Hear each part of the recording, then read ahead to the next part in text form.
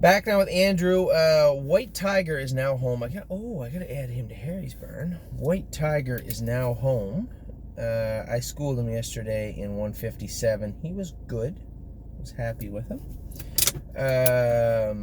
Dio is now home. She's in what we call limbo land. She's in a bit of a limbo area where there's some horses waiting to do stuff. I knew I was missing one. Jason kind of has her. Jason's back and forth a bit, but Jason's caretakers are there, and I check in on them. But we'll probably find a spot for Spirit of Dio and a number of other horses this week.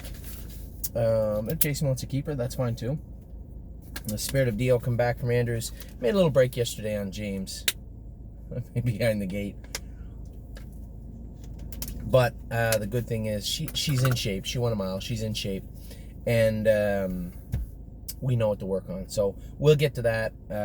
We'll get to that this week. Actually, I want to call the vet when I'm done here.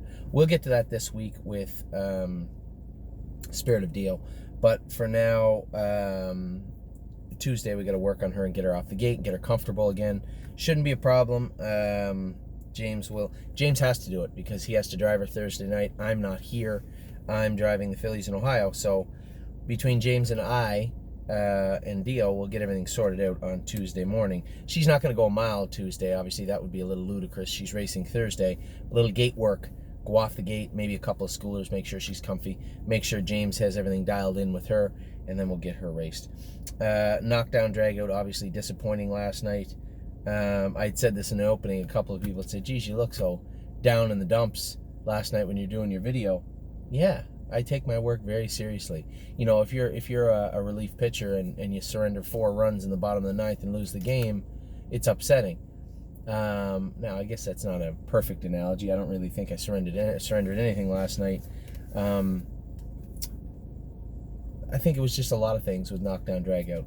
You know, Sherry's so sweet. Sherry Carlson owns a piece of this horse, and she comes up and she said, first time under the lights and this and that.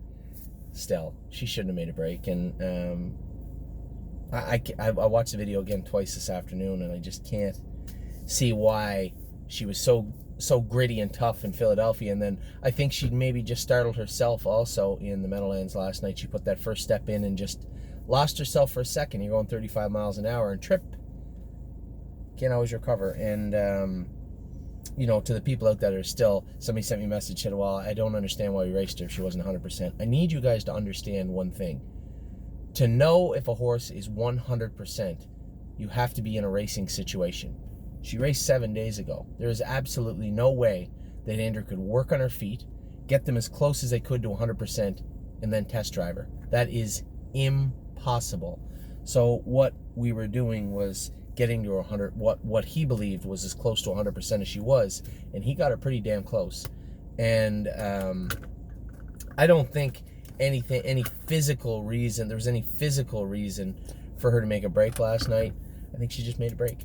And that's something Andrew's going to work on, I'm going to work on, and we'll get her back right. I think everybody got a real sense of what's going on in Pennsylvania. I'd said this all year.